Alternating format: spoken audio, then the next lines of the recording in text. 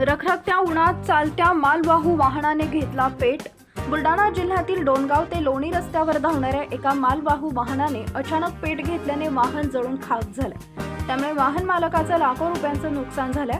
मालवाहू वाहन डोणगाववरून लोणी इथे जात असताना ही घटना घडली आहे। सध्या उन्हाची तीव्रता जास्त आहे, अशातच वाहनाचं इंजिन गरम झाले आणि शॉर्ट सर्किट होऊन ही आग लागली असावी असा अंदाज व्यक्त होत आहे। आपला विदर्भ लाईव्ह ब्युरो रिपोर्ट।